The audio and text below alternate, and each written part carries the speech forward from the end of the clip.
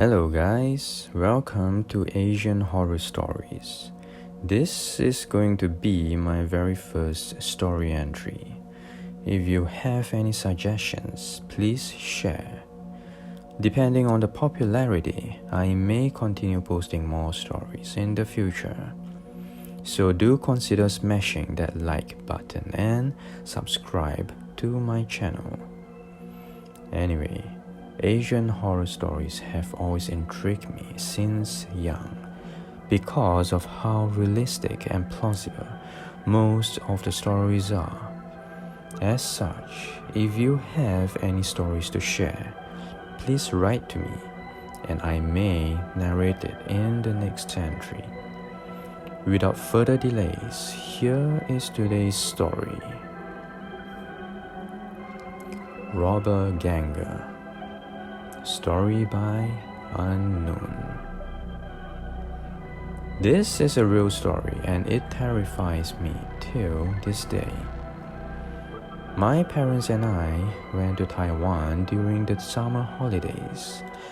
It was a pretty tiring 7 days trip traveling in a small van on the highways.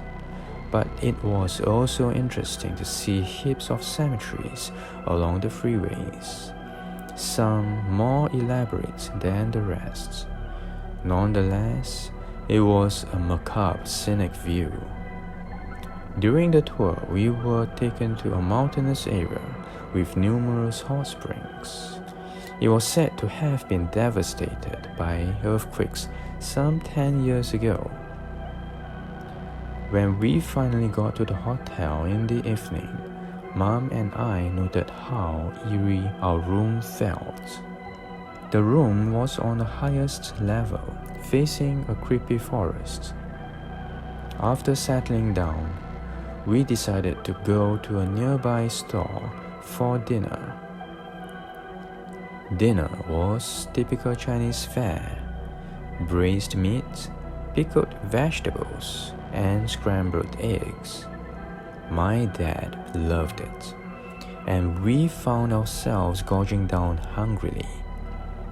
After dinner, we decided to take a short 5-minute stroll back to the hotel. We didn't anticipate how dark and isolated the streets have become at night. I led the way with my mom following closely behind. Dad was last, choosing to walk slowly due to his bad knees. Just when I turned around to check on my dad, he was around 200 meters away, despite us walking as slowly as we could. Just then, my mom freaked out as she realized a man was walking quickly towards Dad from a dark alleyway. Fearing the man was a robber about to pounce on Dad, we shouted for Dad to speed up. However, Dad seemed confused by our sudden aggressive manner. He slowed down instead. By this time, the man was already beside him. The strange man was dressed identical to my dad. Even his hairstyle, his haversack, his shirt, and his shoes were strangely the same as my dad's. The only difference was the elongated grin that seemed permanently plastered on his face. His body and neck slowly contorted towards Dad, pressing his right cheek against my dad's left cheek. At this point, I was on the verge of tears, unable to fathom what was really happening. Dad seemed oblivious. Just then, I noticed a police station along the streets. I raced in to get help. A kind police officer followed me and Mom. By this time, Dad has finally caught up with us. However, the strange man was nowhere to be found.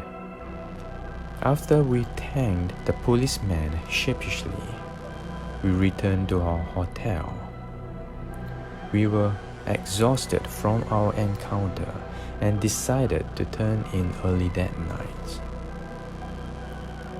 The next morning, Mom and I questioned my dad repeatedly. Why did you slow down last night? You could have been attacked by that weird man. He could have been carrying a knife. To which my dad replied, "Are the two of you mad? There wasn't anybody chasing me. My knees were killing me and you wanted me to run? And who lied about a short 5-minute stroll?" Mom and I were appalled by Dad's reply. Checking on my watch again, I realized Dad was right. What should have been a 5-minute stroll turned out to be a 20-minute walk. Till this day, I have no idea who the strange man was and how we have lost track of time.